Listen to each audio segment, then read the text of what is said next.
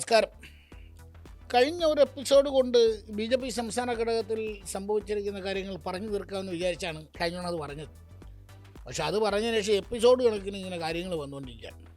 1-2 episode കൂടെ വേണ്ടി വരുമായിരിക്കും. പക്ഷേ ഇതിലങ്ങ് പറഞ്ഞു നിർത്താം എന്നാണ് കരുതുന്നത്. സംഭവം നമുക്കറിയാം. ചരിത്രത്തിൽ ആദ്യമായി 3 MLA-മാരെയൊക്കെ ബി ജെ പിക്ക് കിട്ടി. തിരുവനന്തപുരം കോർപ്പറേഷൻ്റെ ഭരണം കിട്ടി. ഇതിനെല്ലാം നേതൃത്വം നൽകിയ പുതിയ സംസ്ഥാന പ്രസിഡന്റ് രാജീവ് ചന്ദ്രശേഖരനെയും അദ്ദേഹത്തിൻ്റെ കമ്മിറ്റിയും ദേശീയ നേതൃത്വം മുക്തകണ്ഠം പ്രശംസിക്കുന്നു. മൊത്തത്തിൽ ബി ജെ പിക്ക് നല്ല കാലം. ബി ജെ പിയിലേക്ക് പോയാലും കുഴപ്പമില്ല എന്നൊക്കെ ആളുകൾ ചിന്തിച്ചുകൊണ്ടിരിക്കുന്ന ഒരു കാലം.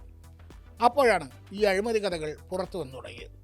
അഴിമതി എന്നൊക്കെ പറഞ്ഞാൽ പുറത്തു വന്നത് മഞ്ഞുമലയുടെ ഒരറ്റം മാത്രമാണ് എന്ന മട്ടിലാണ് കാര്യങ്ങൾ. അതായത് കഴിഞ്ഞ നിയമസഭാ തെരഞ്ഞെടുപ്പിൽ ദേശീയ നേതൃത്വം ഇവിടെ കൊടിയൊക്കെ കൊടുത്തു. എല്ലായിടത്തും ഇന്ത്യയിലെ എല്ലാ സംസ്ഥാനങ്ങളിലേക്കും കൊടി കൊടുത്ത് ദേശീയ നേതൃത്വമാണ്. ഇവിടെ കൊടി വരാൻ വൈകി എന്ന് പറഞ്ഞിട്ട് കൊടി വാങ്ങിയത്രേ. അതിൻ്റെ പേരിൽ 1.5 കോടി 1.5 കോടിയായിപ്പോയി എന്ന് പറയുന്ന ഇവിടെ. എനിക്ക് തോന്നുന്നു ഈ മറ്റ് പാർട്ടികളിലൊക്കെ കൊടി അഴിമതി എന്ന് ബി ജെ പിക്കാർ പറഞ്ഞുകൊണ്ട് നടന്നത് കൊടിക്കത്ത് അഴിമതി കാണിക്കാനാണോ എന്ന് രാഷ്ട്രീയ എതിരാളികൾ കളിയാക്കിയൊക്കെ ചോദിച്ചു തുടങ്ങിയിട്ടുണ്ട്. കൊടിയുടെ അഴിമതി അങ്ങനെ. അത് കഴിഞ്ഞ് ഏതോ ഒരു പാവപ്പെട്ട ബി ജെ പി പ്രവർത്തൻ്റെ പേരുള്ള GST നമ്പറിൽ ഒരു ബില്ലൊക്കെ ഉണ്ടാക്കി അതുമായിട്ട് ചെന്നു. ആ പാവപ്പെട്ടൻ പറയുന്നത് എനിക്ക് അങ്ങനെ ഒരു കടയില്ല, എനിക്ക് ആകെ ഉള്ളൊരു പലചരക്ക് കടയാണ്. പലചരക്ക് കടയിൽ നിന്ന് ഞാനങ്ങനെ തുണി വിൽക്കും എന്നായി പുള്ളിയുടെ ചോദ്യം. അതിൻ്റെ ഓഡിയോ പുറത്ത് വന്നിട്ടുണ്ട്. ഈ ബില്ല് വ്യാജമാണ്. ഇത് നമുക്കുള്ള ഏജൻസി കണിച്ചോട് വാമനപുരം എന്നാണ് നമ്മൾ ആ പ്രസാദിൽ കിടക്കുന്നത്. GST നമ്പർ, FSSI നമ്പർ എല്ലാം നമ്മളെ ബില്ലിൽ വരും. ഇതിൽ അങ്ങനെ ഒന്നുമില്ല, നമ്മുടെ സീലില്ല, നമ്മുടെ ഒപ്പില്ല. അതുപോലെ GST ബില്ല് ഇവർ കൊടുത്തിട്ടുണ്ടെങ്കിൽ ഇവർ ആരെല്ലാം പൈസ കൊടുത്തത്? ഈ പൈസ കൊടുത്ത ആൾക്കാർ അവരെ കണ്ടെത്തണം.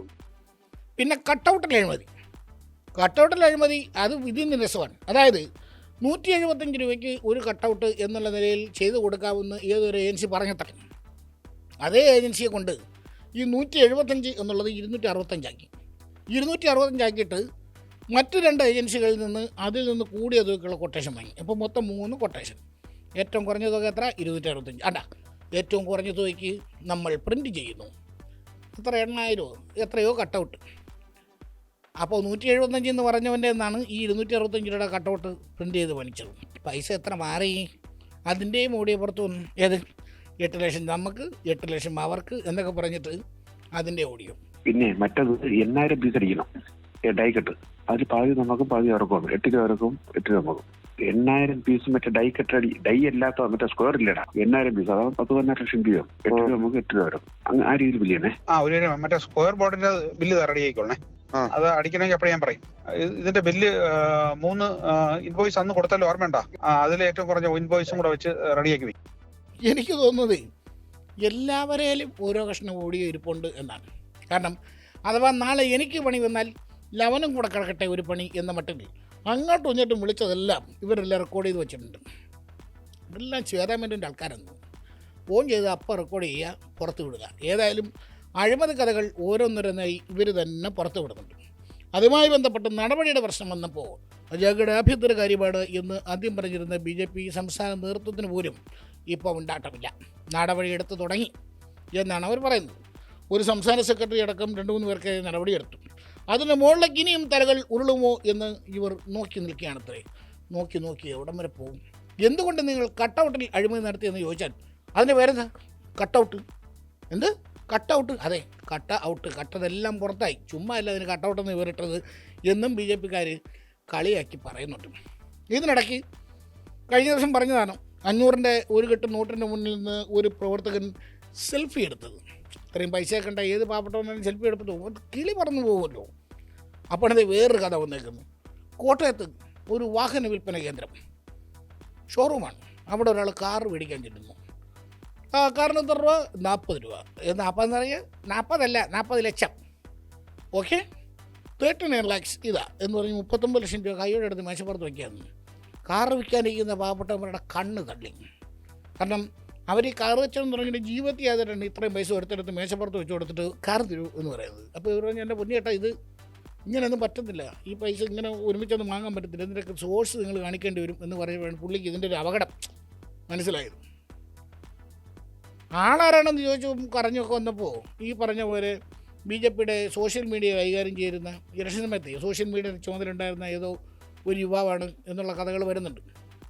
പൈസ എവിടെ നിന്ന് കിട്ടിയെന്ന് ചോദിച്ചപ്പോൾ ഏലം കൃഷി ചെയ്തുണ്ടാക്കിയ പൈസ ആണെന്നാണ്. അങ്ങനെ ഞാൻ മറുപടിയും പറയത്തൊക്കെ.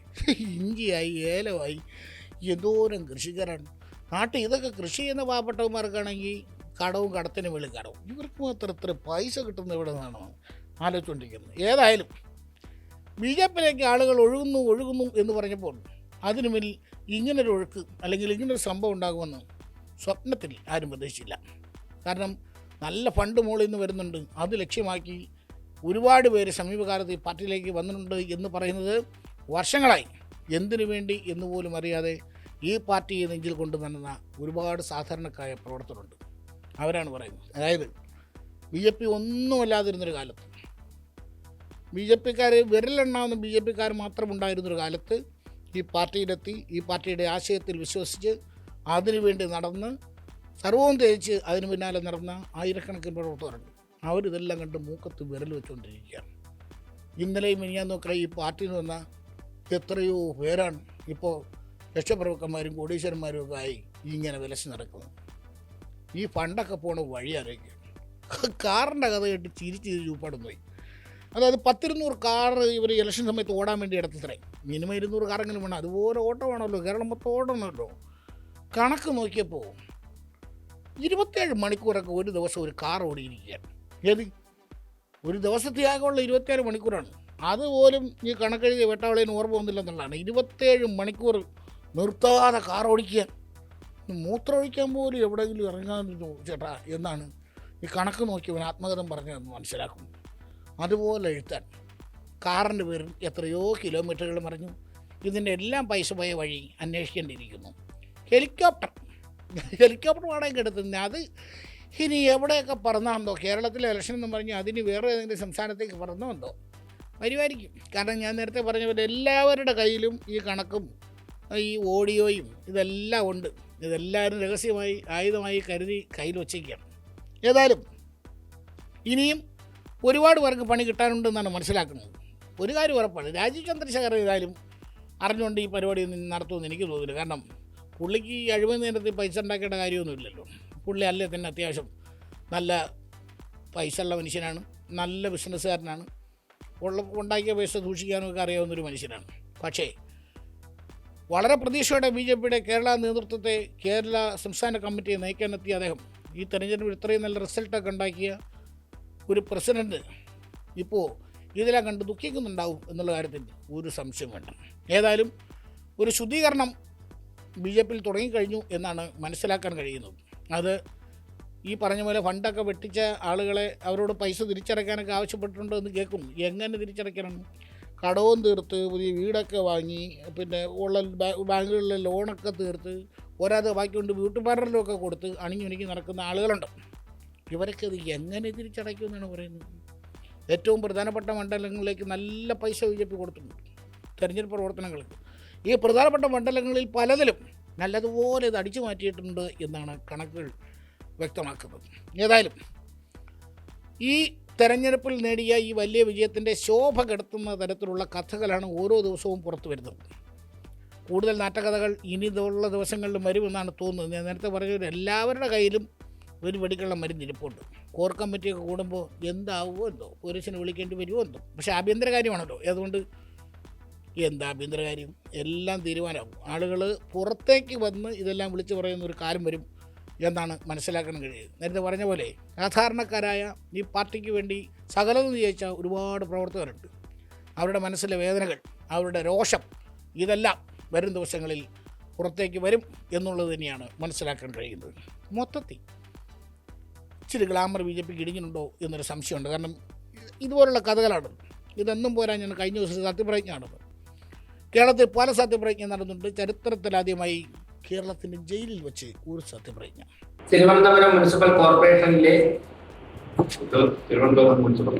കൗൺസിലറായി തെരഞ്ഞെടുക്കപ്പെട്ട സുഹൃത്തിനാണ് ഞാൻ തീരുമാനത്തോളം മനസ്സിലാക്കിയ ഇന്ത്യൻ ഭരണഘടനയിൽ യഥാർത്ഥമായ വിശ്വാസവും പൂർവ്വം പുറത്തുനിന്നും മനഃശാഖയോ മമതയോ വാത്സല്യമോ ഉദ്ദേശമോ കൂടാതെ ഞാൻ എന്റെ പദവിയിൽ യഥാർത്ഥയും വിശ്വാസതയോടും എന്റെ പരമാവധി കഴിവും ആളും വിവേചന ശക്തിയും ഉപയോഗിച്ചുകൊണ്ട് നിർവഹിക്കുമെന്ന് ഈശ്വരനാമത്തിൽ സത്യപ്രതിജ്ഞ. തിരുവനന്തപുരം നഗരസഭയിലെ വാഴട്ടൂൺ കൗൺസിലർ സുഗതൻ, പുള്ളി ജയിലിലാണ്. സാധാരണ ആളുകൾ രാഷ്ട്രീയ പ്രവർത്തനമൊക്കെ നടത്തി ജയിലാവാറുണ്ട്. പക്ഷേ ജയിലിൽ കിടന്നുകൊണ്ട് രാഷ്ട്രീയ പ്രവർത്തനം നടത്തുന്നത് എന്ന് പറഞ്ഞാൽ മാപ്പഴുതി കൊടുത്താൽ പോലും വെളി വരാത്ത തരത്തിലുള്ള കേസുകളാണ് സുഗതന് മേലെ ചുമത്തിയിരിക്കുന്നത്.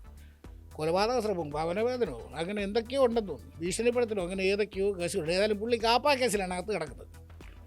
തിരുവനന്തപുരത്ത് കൗൺസിലറാണ്, വിയ്യൂർ ജയിലിലാണ്. അപ്പോൾ അവിടെ ഈ സത്യപ്രതിജ്ഞ വിവാദം വന്ന് ആടി ഒലഞ്ഞ് പ്രശ്നമായപ്പോൾ മേയറടക്കമുള്ളവരെല്ലാം നേരത്തെ ഒന്നുകൂടെ സത്യപ്രതിജ്ഞ ചെയ്തായിരുന്നു. സുഗതൻ അകത്തായതുകൊണ്ട് സത്യപ്രതിജ്ഞ ചെയ്യാൻ പറ്റിയില്ല. അതുകൊണ്ട് ജയിലിൽ ഒരു സത്യപ്രതിജ്ഞ. എന്താ കഥ? സ്വാതന്ത്ര്യ സമരത്തിൽ പങ്കെടുത്ത് വരുന്ന പോലെയാണ് പുള്ളി വരുന്നത്. ഒന്ന് സത്യപ്രതിജ്ഞ നടത്തി എല്ലാവരും തൊഴുതിലൊക്കെ തിരിച്ചു പോയിട്ടുണ്ട്. അപ്പോൾ ബി ജെ പിക്കാർ ചിലർ, ഈ ആത്മാർത്ഥമുള്ള ബി ജെ പിക്കാർ പറയുന്നുണ്ട്, സത്യപ്രതിജ്ഞ പ്രമാണിച്ച് ജയിലിൽ നിന്ന് കൊടി കെട്ടാഞ്ഞ കാര്യമായി, കൊടിയൊന്നും കണ്ടില്ലല്ലോ, കിട്ടിയായിരുന്നു അതിൻ്റെ പേരിലും ചിലർ കമ്മീഷൻ അടിച്ചതിനൊക്കെ. ഏതായാലും പുറത്ത് വരുന്നതൊന്നും അത്ര നല്ല കഥകളല്ല. പ്രത്യേകിച്ച് അഴിമതി വിരുദ്ധ പ്രതിച്ഛായയൊക്കെ ഉയർത്തിക്കാട്ടി ഇവിടുത്തെ രണ്ട് മുന്നണികളിലും വലിയ അഴിമതിയാണ് എന്നൊക്കെ പറഞ്ഞ് വന്ന് ഒരു ചലനമുണ്ടാക്കിയ ശേഷം ഇത്തരത്തിൽ അഴിമതി കഥകളിൽ മുങ്ങുന്നത് മോശമാണ്. അത് പരിഹരിക്കപ്പെടട്ടെ എന്ന് ആശംസിക്കുന്നു. കാണാം. കൂടുതൽ വാർത്തകൾക്ക് news 18 Keralam YouTube channel subscribe ചെയ്യുക.